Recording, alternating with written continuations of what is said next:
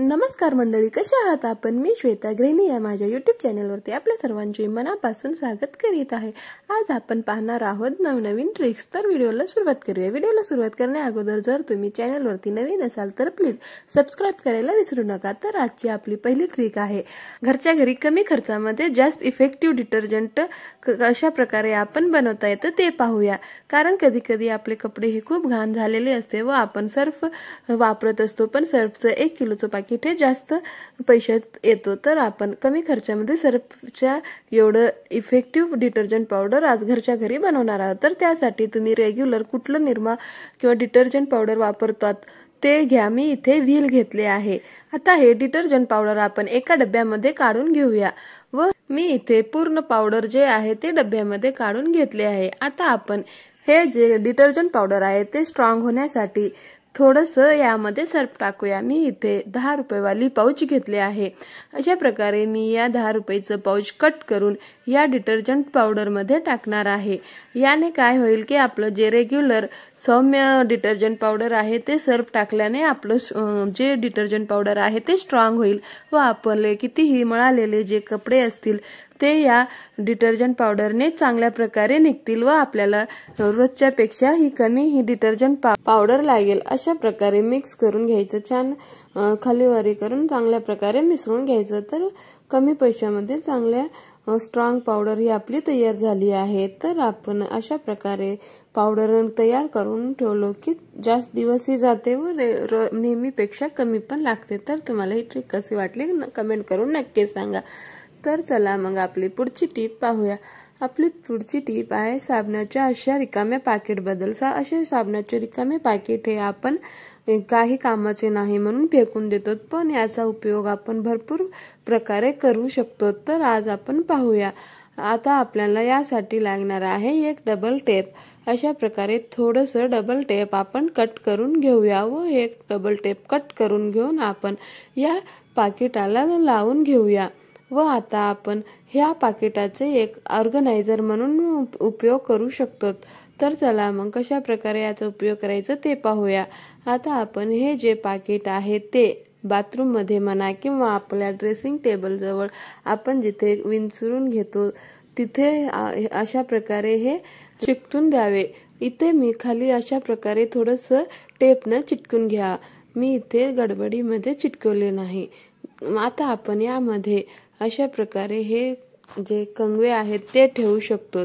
अशा प्रकारे जर आपण ड्रेसिंग टेबल जवळ हे पाकिट लावलं तर आपलं कंगवे ठेवण्यासाठी चांगल्या प्रकारे याचा उपयोग होतो व तसेच आपण जर केस विंचरत असेल तर सारखे सारखे केस टाकायला डस्टबिन कडे जावे लागते। तर अशा प्रकारे आपण या पॅकेटमध्ये जर आपले केस जमा केलं तर एकदाच भरल्यानंतर डस्टबिन मध्ये आपण टाकू शकतो। तसेच आपण बाथरूम मध्ये वगैरे अशा प्रकारे लावलं तर आपण यामध्ये अशा प्रकारे हे टूथब्रश ही ठेवू शकतो।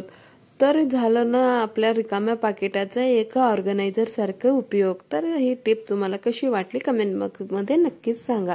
आता आपली पुढची टिप आहे अशा प्रकारे जुन्या बांगड्याबद्दल। अशा प्रकारचे जुने बांगड्या ज्याची कलर हे गेलेले असते, जुने झालेले असते, आपल्याकडे हे नक्कीच असतात। आपण हे जुने झाले म्हणून फेकून देत असतो। तर आजपासून तुम्ही असे करू नका। याचा वापर आपण नवीन बांगडे तयार करण्यासाठी करणार आहोत। तर आपल्याला त्यासाठी लागणार आहे अशा प्रकारची एक लहान बो। अशा प्रकारचे लहान बो हे आपल्याकडे नेहमी असतेच।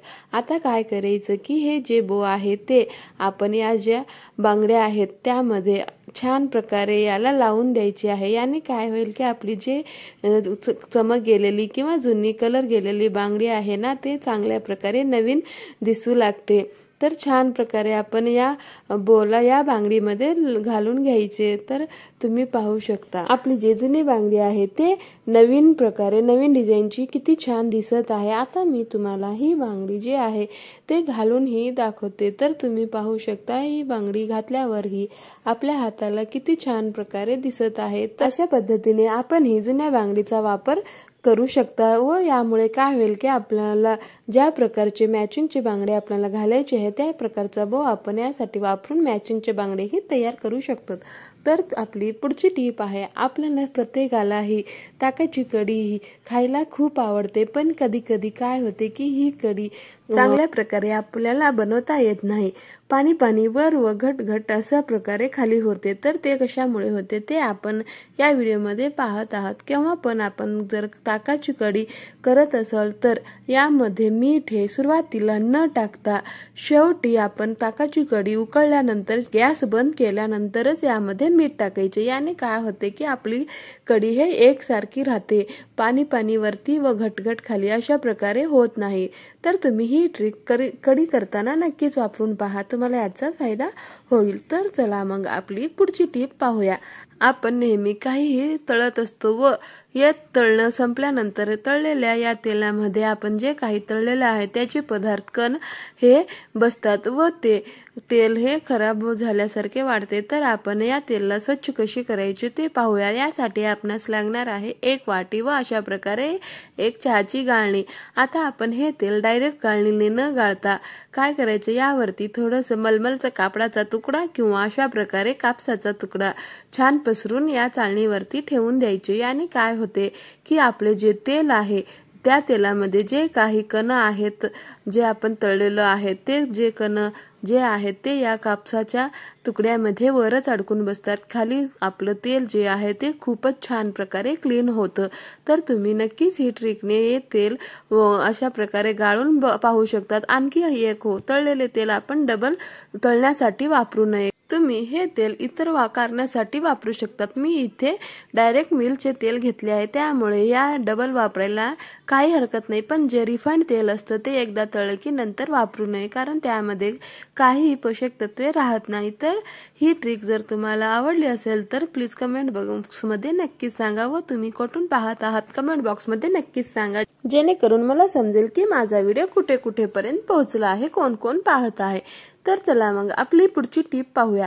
आपल्याला नेहमी घाई गडबड असते व कुठेतरी जायचे असेल तर गरम गरम आलू हे हाताने सोलायला खूप अवघड होते, आपल्या हाताला हे चटके बसतात। तर आपण आज 1 मिनिटामध्ये गरम आलू कसे सोलायचे व त्याला 1 मिनिटामध्ये आपण गरम आलू सोलून त्याला मॅश पण करू शकतो। तर त्यासाठी आपणास लागणार आहे अशा प्रकारची गाळणी। अशा प्रकारची हे जे चाळणी आहे ते प्रत्येकाच्या घरी उपयोगात येतच असते। तर आपण अशा प्रकारे ही चाळणी एका पातेल्यावर ठेवूया। अशा प्रकारे ही चाळणी ठेवल्यानंतर ही नीट बसतच नाही, त्यामुळे आपण यामध्ये एखादा चमचा किंवा चाकू छान अशा प्रकारे याला अडकून ठेवूया। याने काय होईल की हे जे चाळणी आहे ती व्यवस्थित छान प्रकारे बसेल व ही चाळणी हलत नाही। आता आपण जे गरम आलू आहे ते अशा प्रकारे यावरती ठेवून आपण असे दाबू द्यायचे। जर आपल्याला हाताला जर तरी पोळत असेल तर आपण चमच्यानेही इथे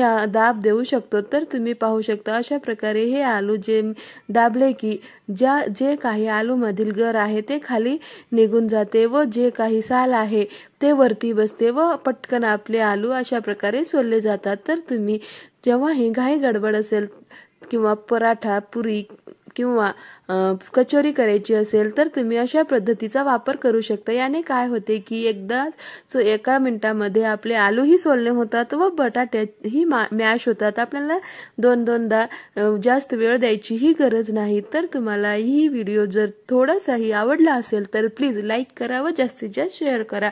तसेच चॅनलवरती नवीन असाल तर प्लीज सबस्क्राईब करायला विसरू नका, सोबतच बेल आयकॉन प्रेस करा, ज्यामुळे माझ्या प्रत्येक नवीन व्हिडिओची नोटिफिकेशन ही आपणास मिळेल। तर तुम्ही ही ट्रिक नक्कीच वापरू शकता।